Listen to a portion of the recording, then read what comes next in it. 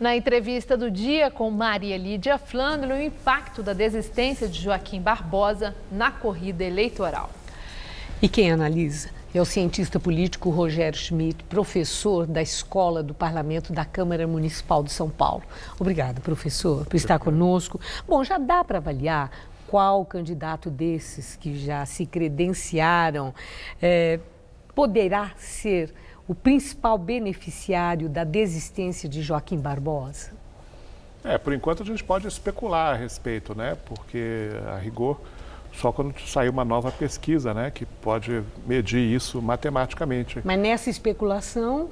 Me parece que até o momento quem está mais animado com esse novo cenário é o ex-governador Geraldo Alckmin, né? Que parece que já está até conversando com o seu sucessor, né, que também é do PSB, o governador Márcio França, para que o PSB apoie a candidatura do Geraldo Alckmin. Precisa ver se isso vai dar certo ou não. Bom, é interessante, porque assim que saiu essa notícia, né, ambos se manifestaram. O Márcio França disse, já era esperado. E Geraldo Alckmin não falou nada, ele apenas sorriu. E aí é que eu pergunto, então esse sorriso enigmático de Geraldo Alckmin, no seu entender, foi sorriso amarelo ou foi sorriso de satisfação? Não dá para saber. Com certeza, esses personagens aí que são protagonistas da eleição têm informações que a gente não tem, tá certo? Mas assim, olhando aí, até vários colegas têm dito hoje ao longo do dia, me parece que a saída do Joaquim Barbosa abre uma perspectiva melhor aí para esse campo do chamado centro, né? Bom, é um campo que está embolado. A última pesquisa mostrou um empate nos candidatos desse chamado centro-direita, e onde está Alckmin. E bem lá à direita, na extrema-direita, está o Bolsonaro. E foi muito curioso também, nesse jeitão do Alckmin, de preferir não falar e não se expor, mas ele disse que preferia ter no segundo turno como adversário Bolsonaro. Dá para subestimar a força eleitoral de Bolsonaro, assim como o Alckmin fez, dizendo que prefere encarar um Bolsonaro no segundo turno? Talvez ele esteja pensando na taxa de rejeição, né, do deputado Bolsonaro, que é muito elevada, né, e é considerado como o adversário ideal, né, no segundo turno, não só pelo ex-governador Alckmin, mas como também pelos outros.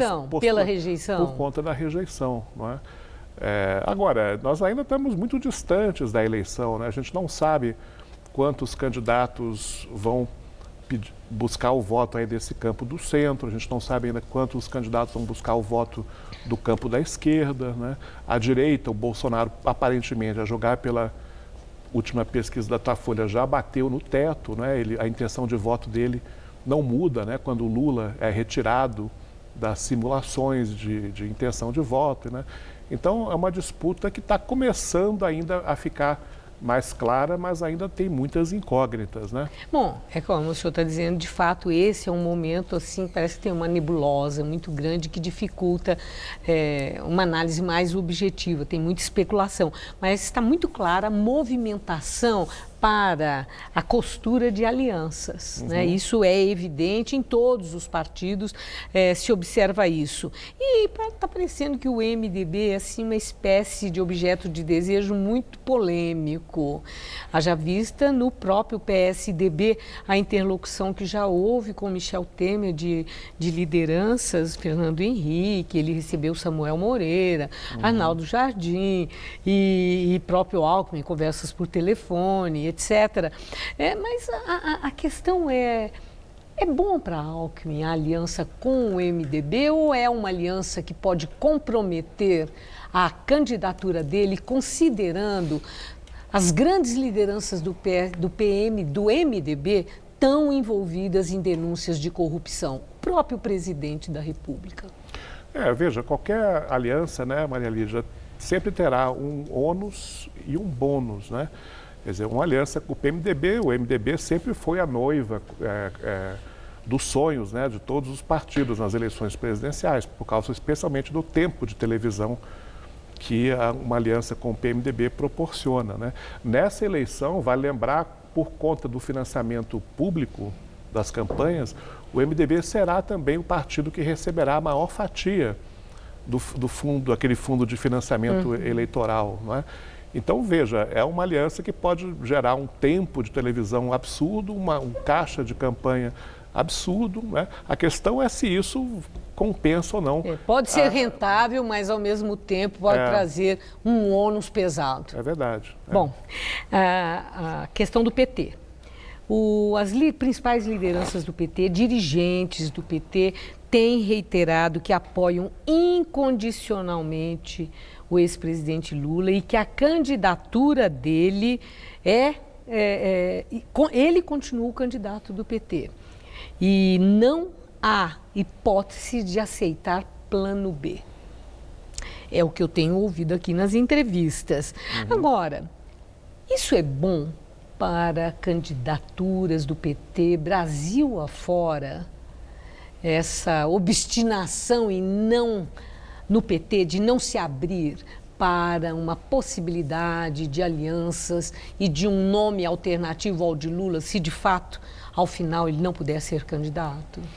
Veja, na minha avaliação, essa ênfase, né, do discurso de lideranças do PT na insistência da candidatura do ex-presidente Lula, ela é só para inglês ver, né? Quer dizer, todo mundo político sabe que o Lula não será candidato nessa eleição. Por causa da lei ficha limpa. Por causa da lei do ficha limpa, sem contar também a questão do seu encarceramento em Curitiba, né? Então, que o Lula não será candidato é fato consumado, quer dizer, então, o PT, nos bastidores, já há várias articulações, né, de outras lideranças do PT, mesmo que não sejam admitidas em público, de balões de ensaio, né, de uma possível candidatura do ex-governador Jacques Wagner, do ex-prefeito Fernando Haddad, uma possível aliança com Ciro Gomes, até, enfim, alguma coisa vai acontecer e não será a candidatura do Lula. Quer dizer, eu acho muita ingenuidade, né, tomar pelo valor de face essas declarações de lideranças petistas. Bom, eu tenho uma última pergunta. Eu ouvi uma entrevista do presidente Temer na rádio CBN, quando ele falou que ele não teme ser preso ao final do mandato dele por perder o foro privilegiado assim que deixar o governo,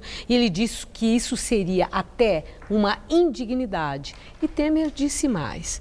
Ele falou que ele preza muito o Ministério Público, que teve nele, Temer, um dos principais suportes. Ele falou claramente isso. A minha pergunta para o senhor: Temer mostrou que está com medo e, já no ar, cobrou uma retribuição do Ministério Público aos suportes que ele disse ter dado?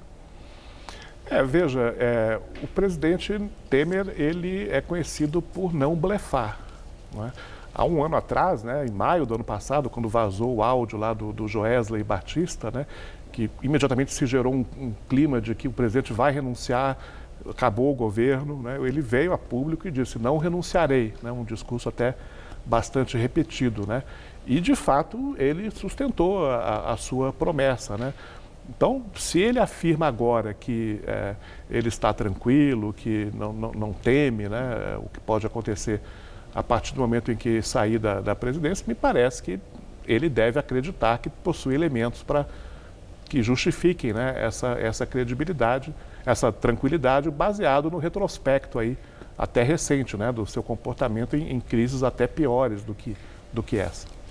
Muito bem. Agradeço muito sua entrevista. Uma boa noite. Boa noite, obrigado.